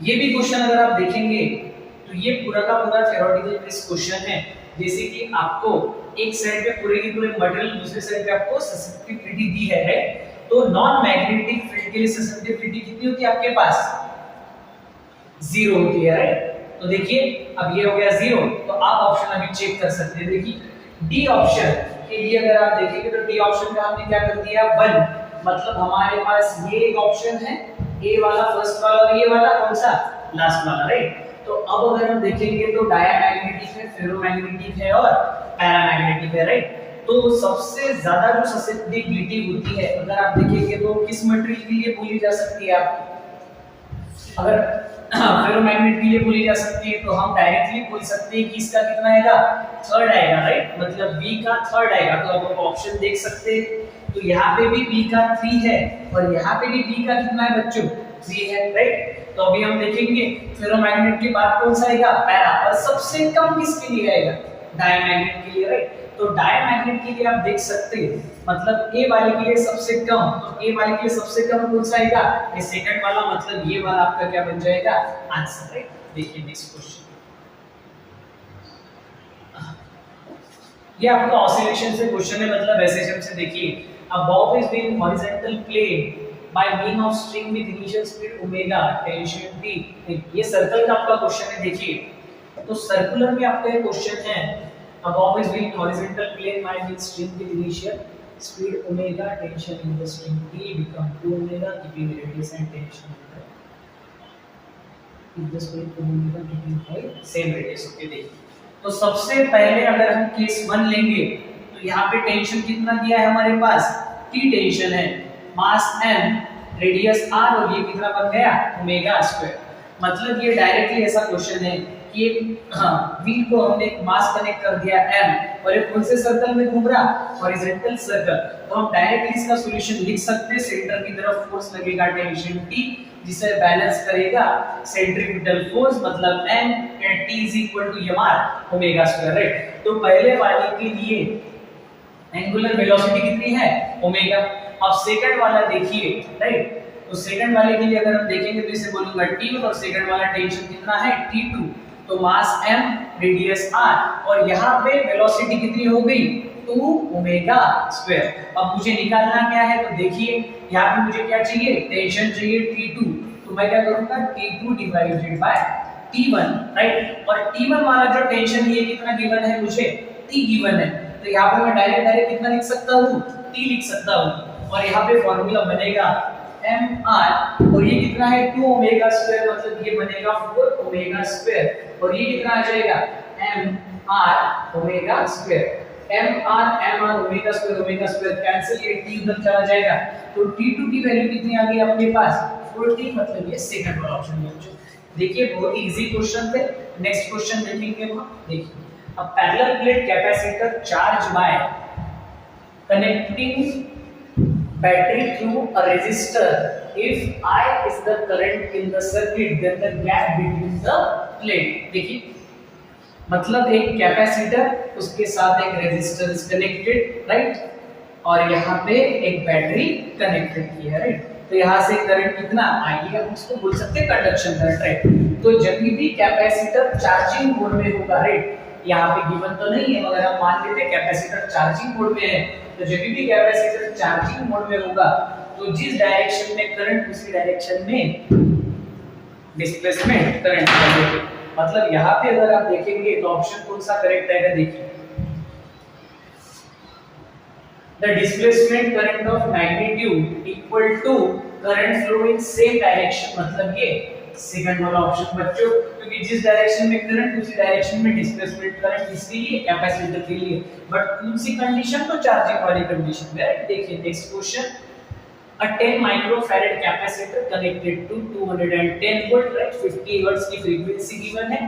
हमें पूछा है पीक करंट, तो पीक करंट का फार्मूला आपको याद होना चाहिए। देखिए आपके पास पीक करंट का जो फार्मूला होता है, देख पीक करंट का formula I not V not upon XC, because ये कौन सा है, तो ये प्योर कैपेसिटर का सर्किट है आपके पास, है। और XC का फार्मूला कितना आएगा, देखिए XC का फॉर्मूला आ जाएगा आपके पास 1 अपॉन ओमेगा सी ऊपर चला जाएगा, मतलब ये बनेगा V नॉट ओमेगा सी, मतलब directly V not 2 pi f into c, right. अब देखिए यहाँ पे V नॉट मुझे चाहिए और यहाँ पे कितना वोल्टेज है 2 वोल्ट, ये V नॉट नहीं है, ये कौन सा वोल्टेज है बच्चों, VRMS वाला वोल्टेज है बच्चों, राइट। बिकॉज़ कोई भी वोल्टेज अगर दिया नहीं तो हम कौन सा लेंगे, आरएमएस वैल्यू, राइट, मतलब रूट मीन स्क्वायर वाली वैल्यू। ये कौन सी वैल्यू हमारे पास, ये फ्रीक्वेंसी बच्चों हमारे पास। तो देखिए यहाँ पे V नॉट जो गिवन है तो हमें निकालना पड़ेगा, तो V नॉट कैसे निकालेंगे, तो हम बोल सकते हैं हमारे पास डायरेक्ट फार्मूला है V not is equal to VRMS under root कितना 2। तो यहाँ से मैं डायरेक्ट लिख देता हूँ बच्चों, देखिए आप कि अंडर रूट 2 और ये कितना 210, ये बनेगा 2 पाई, फ्रीक्वेंसी कितने की है 50, और कैपेसिटर कितने का लगा है बच्चों, तो देखिए 10 माइक्रोफैराड, मतलब 10 × 10 का पावर -6। अब बस आपको यहाँ पे कैलकुलेशन करना है, मेरे ख्याल से यहाँ पे ऑप्शन भी फ्रेम है, तो आप देखिए यार अगर आपने यहाँ पे कैलकुलेशन कर लिया तो ये बनेगा -5, ये बनेगा -4 और ये कितना -3, मतलब यहाँ पे आ गया 10 का पावर -3, ये बन जाएगा आपका 10 पाई और ये आ जाएगा 21 और ये आ जाएगा 1 पॉइंट अंडर रूट, राइट। अगर आप इसको भी सॉल्व कर लेंगे तो यहाँ से इसका डायरेक्ट आंसर आ जाएगा और वो आपका क्या होगा I नॉट, मतलब कौन सी वैल्यू, मैक्सिमम करंट की वैल्यू। देखिए नेक्स्ट क्वेश्चन, राइट, देखिए if the mass of the bob simple pendulum increase to thrice, मतलब पहले मास m था और अब कितना बन गया 3m, राइट, और लेंथ कितने से डिक्रीज हो गई हाफ, मतलब पहले L था तो अब L/2, और टाइम पीरियड ऑफ ऑसिलेशन मतलब इसका अगर T है तो इसका आएगा T/x/2। तो देखिए टाइम पीरियड का हमारे पास फार्मूला होता है 2 पाई अंडर रूट L/g, मतलब time period directly proportional to हम क्या लिख सकते हैं लेंथ, तो time period is directly proportional to length, मतलब हम लिख सकते हैं यहाँ पे T(x/2), ये डायरेक्टली प्रोपोर्शनल किस पे है, तो ये वाली जो लेंथ है कितनी है L/2 डिवाइडेड बाय ये आएगा आपका T और ये कितना आ जाएगा आपके पास L। तो यहाँ से अगर आप देखेंगे कैलकुलेशन करके तो कैलकुलेशन कितना आएगा, देखिए यहाँ से ये बनेगा आपका x/2 और ये बनेगा is equal to 1 upon under root 2 को यहाँ पे भेज दीजिए आप, ये बाकी सब कैंसिल हो जाएगा, t के साथ t cancel, under root L भी कैंसिल, तो ये 2 अगर भेजेंगे तो 2 अपॉन अंडर रूट 2, तो 2 को क्या लिख सकते हैं under root 2 into under root 2, एक अंडर रूट के साथ एक अंडर रूट कैंसिल, तो डायरेक्ट आंसर कितना बनेगा अंडर रूट 2। देखिए नेक्स्ट क्वेश्चन हमारे पास, राइट, देखिए the correct relation is the following graph represent the temperature and volume curve of ideal gas where T is temperature and V is volume at 3 pressure P1 P3 compare with Charles law. देखिए तो यहाँ से अगर हम कोई भी point consider करें, जैसे कि मैंने ये वाला पॉइंट कंसीडर कर लिया, ये वाली लाइन कंसीडर कर ली। अब यहाँ पे आप देखिए compare with those Charles law with dotted line. तो यहाँ पे दो सॉल्यूशन बनेंगे आपके पास, मैं आपको दोनों सॉल्यूशन बता देता हूँ। देखिए यहाँ से अगर फर्स्ट सॉल्यूशन की तरफ हम जाए तो यहाँ पे आप देख सकते हैं कि यहाँ पे वॉल्यूम V1, यहाँ पे वॉल्यूम V2 और यहाँ पे कितना वॉल्यूम आएगा आपका V3। आप डायरेक्टली देख सकते हैं यहाँ पे कि टेम्परेचर कैसा है, सेम, राइट। तो यहाँ पे V1 V2 and V3, right. देखिए तो हमारे पास फॉर्मूला क्या है, PV nRT। अब जो मैंने सॉल्यूशन यहाँ पे लिखा है उसके लिए T कैसा हो गया मेरे लिए, कांस्टेंट, बिकॉज़ टेम्परेचर हर किसी के लिए कांस्टेंट है, राइट। तो यहाँ से हम देख सकते हैं कि वॉल्यूम V3 ज्यादा है, V2 कम है और सबसे कम किसका वॉल्यूम है, V1 का। अगर ये T कांस्टेंट हो गया तो nRT क्या होता है हमारे लिए, कांस्टेंट। तो हम क्या लिख सकते हैं, pressure is inversely proportional to volume, मतलब जितना कम वॉल्यूम उतना ज्यादा प्रेशर। तो सबसे ज्यादा प्रेशर किसके लिए आएगा, तो सबसे ज्यादा प्रेशर आएगा P1, उसके बाद P2, उसके बाद P3। तो ये डायरेक्ट हम आंसर किसके लिए बोल सकते हैं, ऑप्शन नंबर कौन सा आएगा हमारे पास, ऑप्शन नंबर आ गया हमारे पास ये वाला, फोर्थ वाला, राइट। ये तो हो गया सॉल्यूशन नंबर 1। दूसरा सॉल्यूशन क्या हो सकता है, देखो बच्चों सेकंड में हम क्या कर सकते हैं कि जो डॉटेड लाइन है यहाँ पे आप स्लोप निकाल दीजिए। देखिए इसका स्लोप ये वाला आ गया, इसका स्लोप ये डॉटेड लाइन से जो निकला है ये वाला स्लोप, ये वाला इसका स्लोप और ये वाला इस थर्ड का स्लोप, राइट। आपको भी पता है जितना ज्यादा इसका क्या होगा, एंगल होगा, उतने ज्यादा हम क्या बोल सकते हैं इसका स्लोप। तो सबसे ज्यादा स्लोप किसके लिए है, P1। उससे कम किसके लिए स्लोप है, देख सकते हैं अभी आप कि सबसे ज्यादा जो स्लोप है वो P1 के लिए, यहाँ पे ये वाला, उससे कम P2, उससे कम P3। मतलब अगर स्लोप के हिसाब से देखेंगे तो हमारा आंसर कौन सा आ रहा है, फोर्थ वाला। हमने डॉटेड लाइन के लिए पूछा था। देखिए नेक्स्ट क्वेश्चन, देखिए बच्चों क्वेश्चन पूछा है minimum energy required to launch the satellite of mass small m from the surface of the earth of mass capital M and radius of capital R in circular orbit of an altitude. Distance कितना दिया है हमें, 2r from the surface of the earth. तो देखिए gravitation का question, बहुत प्यारा question. देखिए जैसे कि हमें गिवन क्या है, देखिए कि रेडियस अर्थ का मास कितना है, capital M and radius of the अर्थ कितना दिया है, कैपिटल R। जब हम सैटेलाइट को लॉन्च करेंगे तो अल्टीट्यूड कितना है हमारे पास, 2r। मतलब अगर हम सेंटर से डिस्टेंस लेंगे तो ये कितना आएगा बच्चों, हमारे पास 3r। तो हम आपको भी पता होगा यहाँ क्वेश्चन सॉल्व करने का टेक्निक क्या होगा।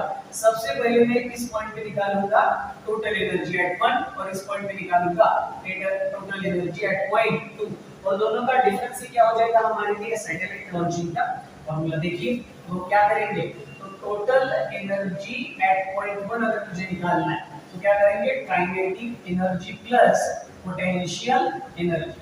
कौन से पॉइंट पे, इस वाले पॉइंट पे, राइट। और यहाँ पे हमारे पास मास कितना है, स्मॉल है।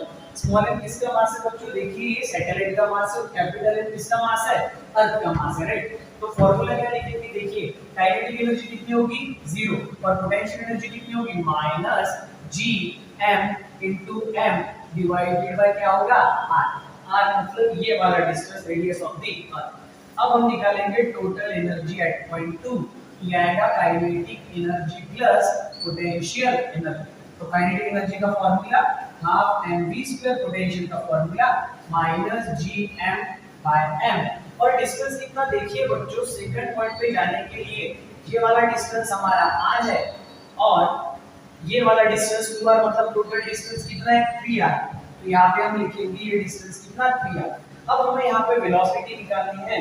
तो देखिए वेलोसिटी का फार्मूला है हमारे पास √g डिवाइडेड बाय r। इसी को हम लिख सकते हैं Gm/r² into r और ये कैंसिल होके कितना बनेगा, Gm divided by r। r मतलब डिस्टेंस, तो डिस्टेंस कितना है हमारा सेंटर से, तो ये बच्चों हमारे पास 3r। तो ये हो गई वेलोसिटी। यहाँ पे क्या पुट करना है, वेलोसिटी का स्क्वायर, तो अंडर रूट हट जाएगा, मतलब 1/2 Gm into m divided by कितना आएगा बच्चों, 3r। और ये कितना आएगा, माइनस Gm/m और ये कितना, 3r। अब देखिए यहाँ से हम कॉमन क्या निकाल सकते हैं, तो Gm into m 3r को हम निकाल देंगे कॉमन, मतलब ये बनेगा Gm/m और ये कितना Pr, तो ये कितना आएगा 1/2 -1। तो फाइनली आंसर देखिए Gm/m ये बनेगा 1/2 बाहर, मतलब ये कितना 6 और आंसर कितने में नेगेटिव है, राइट। अब सैटेलाइट लॉन्चिंग के लिए formula total energy at second point minus total energy at 1, right. तो total energy at second point कितना है देख सकते, minus G m/m upon 6r minus first point पे कितनी एनर्जी है, तो माइनस जी m/m, और ये कितना बन जाएगा बच्चों r। अब अगर आप यहाँ से क्वेश्चन सॉल्व करेंगे तो इसका आपको डायरेक्ट आंसर मिल जाएगा, और डायरेक्ट आंसर आप देख लेना कैलकुलेशन करके, तो डायरेक्ट आंसर आपके पास कितना आएगा 5gm/m डिवाइडेड बाय 6r। ये क्वेश्चन रिपीटेड है बच्चों 2013 जी ईमेल से, आप वहां से इसको देख सकते हैं। देखिए नेक्स्ट क्वेश्चन, तो नेक्स्ट क्वेश्चन हमारे पास है, ये भी थ्योरेटिकल क्वेश्चन है। देखिए the property which is not an electromagnetic wave travelling in free space, right. तो आप सभी बच्चों को पता होगा कि they are transverse in nature, तो ये स्टेटमेंट कैसा है हमारे पास, ट्रू है। सेकंड वाला भी देखिए the energy density in electromagnetic field is equal to energy density of magnetic field, ये वाला भी स्टेटमेंट कैसा है बच्चों हमारे पास, ट्रू है। मतलब पहले दो स्टेटमेंट ट्रू है, थर्ड वाला भी देखेंगे तो ये भी स्टेटमेंट हमारे पास करेक्ट है। और ये लास्ट वाला जो स्टेटमेंट है they originate from the charge moving in uniform speed, तो ये वाला स्टेटमेंट हमारे पास गलत है। बाकी सारे के सारे सही है, मतलब हमारा ऑप्शन कौन सा सही होगा, लास्ट वाला, राइट। यहाँ पे पूछा भी है which is the not property of electromagnetic wave, पहले की तीन प्रॉपर्टीज है, लास्ट वाली प्रॉपर्टी नहीं है, तो यही हमारा होगा आंसर। देखिए नेक्स्ट क्वेश्चन, हम इस क्वेश्चन को बोल सकते हैं कि नीट का सबसे अच्छा क्वेश्चन अगर इस साल पे आया होगा तो वो ये करंट इलेक्ट्रिसिटी चैप्टर से आया है। और ये कॉम्बिनेशन आप देख सकते हैं कि सेमीकंडक्टर और करंट इलेक्ट्रिसिटी का combination. Choose the correct circuit which can achieve the bridge balance, मतलब बैलेंस व्हीटस्टोन ब्रिज बनना चाहिए। देखिए अब बैलेंस व्हीटस्टोन ब्रिज बनने के लिए आप सभी को पता है कि रेशो कैसा आना चाहिए बच्चों, सेम आना चाहिए। जैसे कि ये वाला रेशो देखिए 1:2 कितना है 1, तो ये वाला भी कितना आना चाहिए बच्चों 1:1। अगर रेशो सेम आएगा तो हम क्या बोल देंगे, हाँ ब्रिज टू ब्रिज कैसा हो गया, बैलेंस। अब सबसे पहले हम चेक करेंगे कि डायोड फॉरवर्ड बायस में है कि रिवर्स बायस में। तो देखिए बच्चों ये वाला हो गया पॉजिटिव टर्मिनल और ये वाला हो गया नेगेटिव टर्मिनल, तो यहाँ पे लगेगा पॉजिटिव, यहाँ पे लगेगा नेगेटिव, राइट। तो आप देखेंगे कि ये जो P वाली साइड है डायोड, तो ये वाली कौन सी साइड है N, तो P साइड को नेगेटिव, मतलब ये वाला फॉरवर्ड की रिवर्स, तो आप देखेंगे ये वाला कौन सा डायोड बन गया, रिवर्स बायस, मतलब ये वाला ऑप्शन हमारा सही नहीं है। अब हम अगर नेक्स्ट देखेंगे तो अब बाकी के जितने भी ऑप्शन है सभी पे डायोड कैसा लगा है, तो डायोड हमारा किसमें लगा है, फॉरवर्ड बायसिंग में लगा है डायोड। अब देखिए यहाँ पे, तो आप अगर यहाँ पे देखेंगे तो ये वाला ऑप्शन देखिए, अब आप अगर देखेंगे तो ये वाला डायोड क्या हो जाएगा, फॉरवर्ड बायस, और जैसे ही फॉरवर्ड बायस में चला जाएगा तो ये दोनों, मतलब ये 5 ओम और ये जो डायोड है ये एक दूसरे को कैसे आ जाएंगे, पैरेलल में, और पैरेलल में रेजिस्टेंस बढ़ेगा कि कम होगा, तो सभी को पता है पैरेलल में रेजिस्टेंस कम होगा, बढ़ने की बजाय कम हो जाएगा। अब देखिए ये 5 है, मतलब जो हमारा इक्विवेलेंट रेजिस्टेंस आएगा वो 5 ओम से कैसा आएगा, कम आएगा, मतलब ये रेशियो बैलेंस होगा क्या हमारा, नहीं, मतलब ये वाला भी हमारा ऑप्शन नहीं है। अब बचे हमारे पास दो ऑप्शन, देखिए यहाँ पे भी डायोड क्या हो जाएगा, फॉरवर्ड बायसिंग, यहाँ पे भी डायोड क्या हो जाएगा, फॉरवर्ड बायसिंग। आप देख सकते कि डायोड फॉरवर्ड बायस होने के बाद ये 5 ओम के साथ कैसा लगा है, सीरीज में, सीरीज में R इक्विवेलेंट की वैल्यू बढ़ेगी या कम होगी, तो आंसर है बढ़ेगी। मतलब ये वाला जो ऑप्शन है इसमें जो ये 15 है यहाँ पे भी 15 आना चाहिए, मतलब इसकी वैल्यू कितनी हो सकती, 10। तो देखिए ये वाला भी करेक्ट है और ये वाला भी ऑप्शन आपका लगभग सेम ही है, मतलब ये दोनों ऑप्शन करेक्ट है। तो प्रिंट मिस्टेक की वजह से हो सकता है, मगर आप ध्यान में रखना कि ये वाला ऑप्शन आपका कैसा है, करेक्ट है। दोनों ऑप्शन आपको एक जैसे दिख रहे हैं, प्रिंट मिस्टेक हो सकता है बच्चों, तो आप देख लेना एक बार ये वाला ऑप्शन कैसा है आपका, करेक्ट है। देखिए नेक्स्ट क्वेश्चन, अभी देखिए आपको पूछा है force defined by F is equal to alpha t square plus beta act on particle at a given time t, the factor which its dimension, let's take dimensionless का question नहीं है तो solve कैसे करेंगे? देखिए बच्चों, हमारे पास गिवन क्वेश्चन क्या है, देखिए f is equal to alpha t square plus beta t. f is equal to alpha t square plus beta t, right. अब देखिए मैं इक्वेशन को कैसे बैलेंस करूंगा, f is equal to alpha t square, right. तो force का dimension क्या होता है, m1 l1 और t का power minus m1 l1 t power, ये सॉरी कितना आ जाएगा आपके पास -2, राइट। और अल्फा और ये t मतलब टाइम है तो ये कितना बच जाएगा, t का पावर 2, राइट। ये इसका डायमेंशन हो गया। अब अगर अल्फा चाहिए तो ये नीचे आ जाएगा और ये अल्फा की वैल्यू कितनी बन जाएगी, देखिए बच्चों m1 l1 t का पावर कितना आ जाएगा, ये माइनस, राइट। सेम हम किसके लिए निकालेंगे बच्चों, देखिए बीटा के लिए निकालेंगे। तो बीटा का क्या आएगा, देखिए अगर मैं बीटा को मैनेज करूं तो ये क्या आएगा, f is equal to beta into t, right. और इसका पावर कितना है, कुछ भी नहीं मतलब 1 है, राइट। तो फोर्स का डायमेंशन कितना होता है बच्चों, m1 l1 t का पावर कितना बच्चों, -2, और ये आ जाएगा बीटा, और ये टाइम का डायमेंशन कितना 1।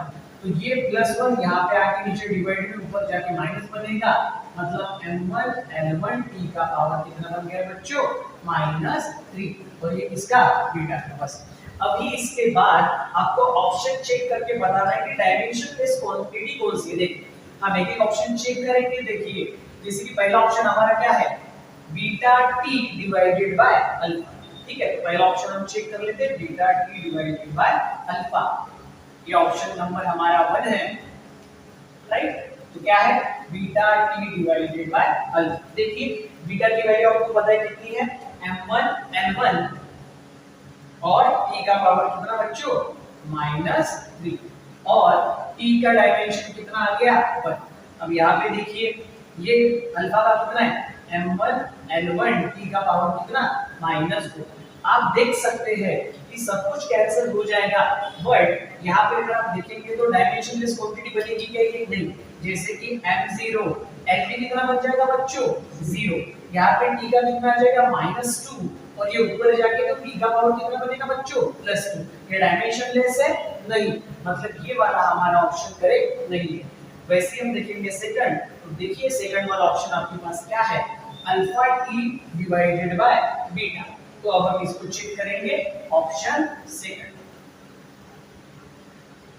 Alpha t divided by beta. तो देखिए हमारे पास अल्फा की क्या वैल्यू है,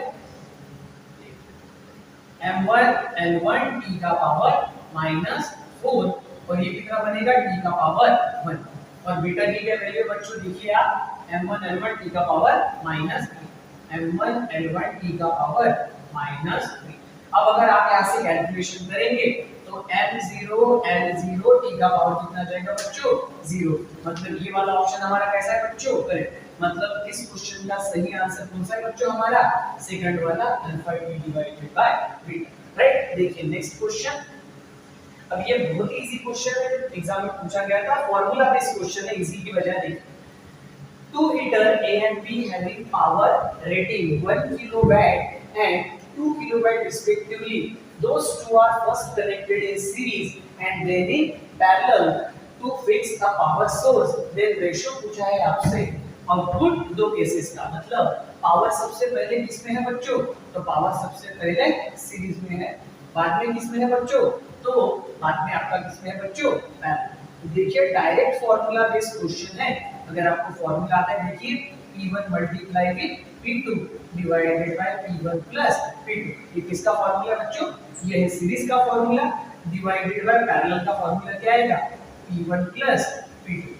देखिए अब यहाँ पे पावर 1 मतलब कौन सा है, P1 मतलब क्या 1 किलोवाट, और P2 मतलब क्या बच्चों 2 किलोवाट, मतलब 1 multiply with 2 divided by 1 plus 2 divided by 1 plus 2। इसको अगर हम सॉल्व करेंगे तो बनेगा बच्चों 2/3 डिवाइडेड बाय 3, मतलब करेक्ट आंसर क्या आएगा हमारा 2/9। ये आ गया हमारा एक्यूरेट आंसर, ठीक है। पूरा फार्मूला में इस क्वेश्चन का। देखिए नेक्स्ट क्वेश्चन आपका, देखिए यहाँ पे ये क्वेश्चन आया है, iron bar of length L has magnetic moment M bend at middle of its length such that two are making an angle 60 degree each, right? मतलब क्वेश्चन क्या है देखिए, अगर हमारे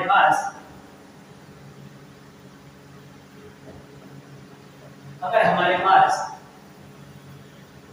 एक बार मैग्नेट है जिसकी लेंथ कितनी है l और मास कितना है m, हमने इसको बेंड कर दिया, राइट? कितने डिग्री एंगल पे बेंड कर दिया बच्चों? 60 डिग्री एंगल पे। टोटल की लेंथ कितनी होगी? l की होगी। टोटल मास कितना होगा? m। Direct formula based question है, आप फिर से देखिए, ये मैग्नेटिक मोमेंट पूछा है। इसका फॉर्मूला क्या था बच्चों? m l cos theta. याद है आपको, ये डायरेक्ट फॉर्मूला है भाई। तो हम क्या करेंगे? m l cos थीटा मतलब एंगल कितना बच्चों यहाँ पे? cos 60, और cos 60 की वैल्यू कितनी बच्चों? तो 1/2। मतलब डायरेक्टली हम क्या बोल सकते हैं? ml divided 1/2। अब ऐसा ऑप्शन है यहाँ पे नहीं। तो देखिए यहाँ पे हम क्या करेंगे, ये वाला जो पहला है, तो यहाँ पे हम क्या करेंगे, इसका मैग्नेटिक मोमेंट कितना आएगा? m into l, ये वाला इसका आएगा मैग्नेटिक मोमेंट। अब यहाँ पे m into l को कितना करेंगे हम? Capital M divided by 2। मतलब फाइनली आंसर कितना आएगा बच्चों? m divided by 2, right? Formula base question का देखिए नेक्स्ट क्वेश्चन बच्चों। A metallic bar of young modulus 0.5 multiply 10 power 11 and coefficient of linear thermal expansion length 1, और निकालना क्या है बच्चों हमें? The compressive force, right? तो देखिए ये तो बहुत ही इजी क्वेश्चन है, आपका फोर्स से पूछा गया है, राइट? तो यहाँ पे आपको डायरेक्ट फॉर्मूला आना चाहिए इसका यार, F is equal to A alpha, और ये कितना आएगा बच्चों? Change in temperature, right? ये डायरेक्ट फॉर्मूला है, आपको हर एक चीज दी हुई है, बस यहाँ पे आपको क्या करना है? पुट करना है, राइट? तो देखिए आपको यहाँ पे क्रॉस सेक्शन एरिया कितना दिया है? 10 का पावर -3, राइट? और यह मॉड्यूलस कितना दिया है बच्चों? 0.5। 10 का पावर कितना है बच्चों आपके पास? 11, राइट? और thermal expansion coefficient, thermal expansion कितना है? 10 का पावर कितना है बच्चों? -5। और चेंज इन टेम्परेचर कितना दिया है हमारे पास? 100। अगर आप यहां से क्वेश्चन को सॉल्व करेंगे तो इजीली क्वेश्चन सॉल्व हो जाएगा। जैसे कि देखिए यहां से कितना आएगा? ये 0.5, ये -3 है, 11.5, मतलब ये कितना बनेगा? ये बनेगा -3 -5 -8, और ये कितना? 13। तो 0.5 यहां से हम लिख सकते हैं 10 का पावर कितना? तो ये आ गया -8, ये वाला -8 और वो 13, तो -8 और 13 मतलब कितने का डिफरेंस? 5। मतलब हम लिख सकते हैं 5 into 10 का पावर कितना बच्चों? 5। तो ऐसा कोई ऑप्शन है, देखिए आप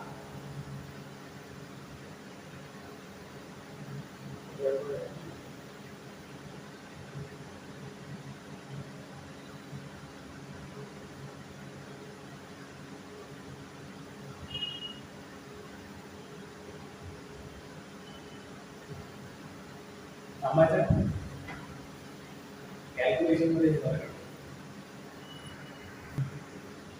देखिए बच्चों इस साल का नेट का क्वेश्चन है ये, राइट? तो यहाँ पे आपको हर एक वैल्यू दी है, मॉड्यूलस हो गया, हर चीज की वैल्यू दी है, और आपसे पूछा क्या है? Compressive force. ये डायरेक्ट फार्मूला बेस्ड क्वेश्चन है बच्चों। तो फार्मूला क्या है? A N modulus, right, coefficient, और ये क्या आएगा? Change in temperature, right? हर एक चीज की वैल्यू दी। जैसे देखिए एरिया ऑफ क्रॉस सेक्शन कितना है बच्चों हमारे पास? 10 का पावर -3। ये मॉड्यूलस कितना है बच्चों? एक बार देख लीजिए आप, 0.5 10 का पावर 11, राइट? हाँ, इसकी भी वैल्यू आपको गिवन है बच्चों, आप देख सकते हैं। ये कितना है? Thermal expansion, right? ये कितना है? 10 का पावर -5, और चेंज इन टेम्परेचर कितना है बच्चों हमारे पास? 100 है, राइट? तो इसको अगर हम सॉल्व करेंगे बच्चों, ये बनेगा 0.5, ये बनेगा 13, ये बनेगा 8, मतलब ये कितना बन गया? 0.5 10 का पावर 5। अब आप देख सकते हैं यहाँ से ऑप्शन, तो हमारा ऑप्शन कौन सा रहेगा करेक्ट बच्चों? तो डायरेक्टली हम बोल सकते हैं कौन सा ऑप्शन करेक्ट है हमारा? सेकंड वाला, राइट? तो इजी क्वेश्चन का फॉर्मूला बेस देखिए। नेक्स्ट क्वेश्चन करेंगे, राइट? ये वाला क्वेश्चन आपका 1D से आया है, मतलब मोशन इन स्ट्रेट लाइन से। देखिए the velocity v and time t, देखिए यहाँ पे अगर आप देखेंगे पहला वाला क्वेश्चन, मतलब इस क्वेश्चन को मैं 3 पार्ट में ब्रेक करना चाहूंगा। देखिए जैसे कि सबसे पहला वाला क्वेश्चन, ये वाला क्वेश्चन, यहाँ पे अगर आप इसका स्लोप निकालेंगे तो स्लोप कैसा आएगा? पॉजिटिव। स्लोप पॉजिटिव है मतलब वेलोसिटी पहले कैसे आएगी? पॉजिटिव। मतलब ये वाला ऑप्शन तो कट गया, राइट। यहाँ पे अगर आप देखेंगे, क्योंकि वहां पे तो नेगेटिव आ रही, तो पहले की इसमें पहले वेलोसिटी कैसी आएगी आपकी? सॉरी, एक्सेलरेशन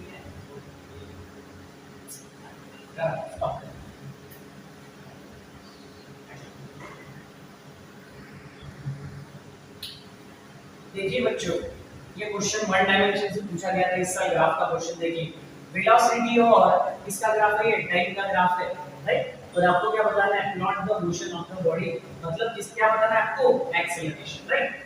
तो देखिए आप, ये वाला जो पहला वाला स्लोप है ये कैसा है आपका?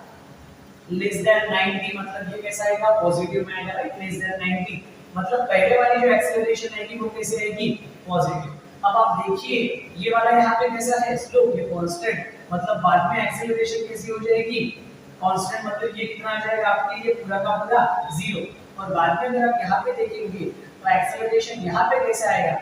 ये एंगल लेस ग्रेटर देन 90, मतलब एक्सेलरेशन कैसा आएगा? नेगेटिव आएगा इस पॉइंट पे। तो ऑप्शन देख सकते हैं, तो यहाँ पे पहले एक्सेलरेशन तो पॉजिटिव है, राइट। बाद में कांस्टेंट है, बाद में नेगेटिव है क्या? नहीं, तो ये वाला हमारा ऑप्शन करेक्ट नहीं है, राइट। अब हम ऑप्शन देखेंगे तो डायरेक्टली ऑप्शन कौन सा करेक्ट आएगा बच्चों? थर्ड वाला, मतलब पहले पॉजिटिव आएगा, बाद में कांस्टेंट और बाद में कैसा आएगा? नेगेटिव आएगा। तो आपका कौन सा ऑप्शन करेक्ट है? थर्ड नंबर का ऑप्शन करेक्ट है, राइट। देखिए next question, the plate of the parallel plate capacitor connected to battery to each other, right. मतलब देखिए यहाँ पे इन्होंने क्वेश्चन पूछा है कि दो पैरेलल प्लेट कैपेसिटर के बीच का डिस्टेंस धीरे धीरे क्या हो रहा है बच्चों? कम हो रहा है, राइट। तो देखिए हमारे पास ऑप्शन क्या है?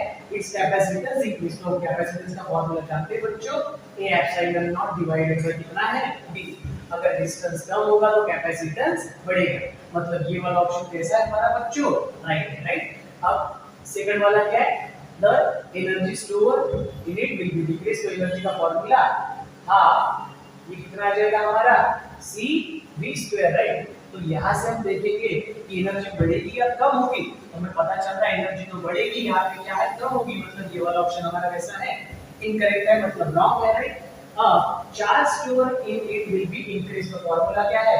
c is equal to q by v। तो इसको लिख सकते हैं क्या? q is equal to c into v। तो हमारा, हम अगर पहले ऑप्शन को भी चेक करें तो पहला भी ऑप्शन कैसा है हमारा? करेक्ट। और अगर हम और दो ऑप्शन को चेक करें तो हम देख सकते हैं कि product of charge end voltage will be increase. मतलब प्रोडक्ट करेंगे हम किसका? चार्ज का और वोल्टेज का। तो यही से हम देख सकते हैं चार्ज और वोल्टेज का अगर प्रोडक्ट करेंगे तो डायरेक्टली क्या होगा? वो इंक्रीज। मतलब ये वाले भी ऑप्शन कैसा है हमारे पास? करेक्ट है। मतलब डायरेक्टली हमारे पास ए, सी और ई, ये वाले तीन ऑप्शन कैसे है? करेक्ट। तो ये वाला ऑप्शन करेक्ट आएगा क्या बच्चों? नहीं, आप चेक कर सकते हैं। The ratio of charge to its potential remain same। तो ये वाला ऑप्शन करेक्ट नहीं आएगा, फॉर्मूला इस क्वेश्चन में आप देख सकते हैं। देखिए नेक्स्ट क्वेश्चन, तो यहाँ पे क्वेश्चन आपसे पूछा गया है कि डायरेक्ट आप क्वेश्चन देख सकते हैं। तो फोकल लेंथ कितना दिया है? 140 मीटर, राइट। और फोकल लेंथ आई किसका कितना है? 5 सेंटीमीटर। आपसे क्वेश्चन क्या किया है? Magnifying power. ये डायरेक्टली फॉर्मूला बेस्ड क्वेश्चन पूछा गया था इस साल। देखिए मैग्निफिकेशन पावर का फार्मूला f0 अपॉन ft लिख सकते हो आप, माइनस में आएगा, राइट। ये कितना आएगा? 140 डिवाइडेड बाय कितना आ जाएगा? 5। अब यहाँ से अगर आप कैलकुलेट करेंगे तो ये आंसर कितना बनेगा बच्चों आपका? 28। डायरेक्टली फार्मूला बेस्ड क्वेश्चन था और ऑप्शन कौन सा आएगा? ये सेकंड आएगा, राइट। देखिए नेक्स्ट क्वेश्चन हम मूव करेंगे, लास्ट क्वेश्चन में। देखिए the sheet is placed on a horizontal surface in front of strong magnetic pole of force is negative। देखिए बहुत ही प्यारा क्वेश्चन है। आपको तो सबसे पहले एक चीज समझनी पड़ेगी यहाँ पे कि एक जगह पे अगर हमने मैग्नेट रख दिया है, राइट। कोई भी एक मैग्नेट अगर हमने रख दिया, देख एक मैग्नेट मैंने यहाँ पे रख दिया, ये नॉर्थ पोल और ये कौन सा पोल? South pole. और यहाँ पे कंडक्टिंग प्लेट लगा दी बच्चों, राइट।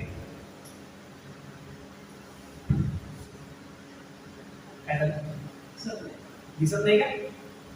इथे गेलं तरी इतकं दिसतंय ना, तुम्ही असं होता तो मेरा दिसत. बोर्डवरचं असं चालू होतं असंच पाहिजे बघू right?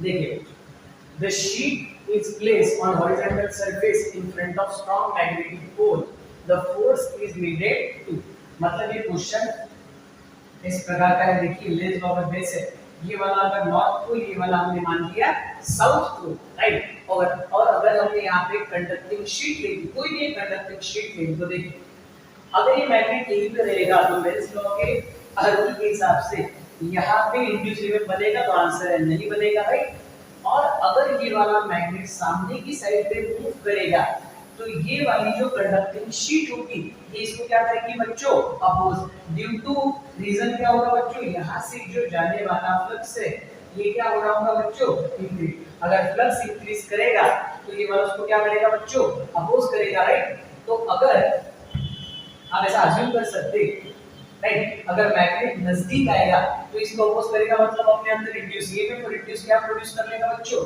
करंट प्रोड्यूस कर लेगा राइट मतलब यहाँ पे क्या लगेगा फोर्स अगर ये नजदीक आएगा ये कौन सा पोल बना लेगा बच्चों साउथ पोल बना लेगा राइट और यही मैग्नेट अगर दूर जाने लगेगा तो ये वाला कौन सा पोल बना लेगा बच्चों यहाँ पे नॉर्थ पोल बना लेगा राइट तो हमको यहाँ से क्वेश्चन क्या पूछा है हमें क्वेश्चन है द फोर्स इज नीडेड मतलब कौन सी कंडीशन में हमें फोर्स क्या होगा नीडेड होगा राइट देखिए अगर ये वाला ऑप्शन देखिए move the sheet away from the pole with uniform velocity इस कंडीशन में हमें फोर्स लगेगा इसका रीजन क्या देखिए जैसे ही हम इसको दूर ले जाएंगे तो यहाँ से फ्लक्स धीरे धीरे क्या होगा कम होगा उस कंडीशन में हमें क्या लगेगा एक फोर्स जरूरी है नीडेड है मतलब ये सी वाला ऑप्शन हमारा कैसे बच्चों करेक्ट है और आप देखिए कि अगर नॉन कंडक्टिंग वाला है तो नॉन कंडक्टिंग में तो कोई प्रॉपर्टी होती नहीं है तो उस कंडीशन में करंट इंड्यूस होने वाला नहीं है ईएमएफ भी इंड्यूस होने वाला नहीं है तो ये वाला हमारा ऑप्शन गलत है सेम अगर आप देखेंगे तो नॉन मैग्नेटिक शीट में ना इंड्यूस ईएमएफ का कांसेप्ट आएगा ना इंड्यूस करंट का कांसेप्ट आएगा तो वो वाला भी ऑप्शन आपका इनकरेक्ट है राइट तो ये ए वाला ऑप्शन देखिए hold the sheet there is a magnetic मतलब अगर शीट आपकी मैग्नेटिक हो तो आपको उसको क्या करना पड़ सकता है होल्ड तो ये वाला भी ऑप्शन करेक्ट है बिकॉज़ मैग्नेट क्या कर सकते हैं हम मूव कर सकते हैं आपकी लेंस लो के हिसाब से इसमें क्या प्रोड्यूस हो जाएगा एक करंट प्रोड्यूस हो जाएगा राइट तो यहाँ पे ए और सी वाला ऑप्शन करेक्ट है मतलब ये सेकंड वाला ऑप्शन आपका करेक्ट है सो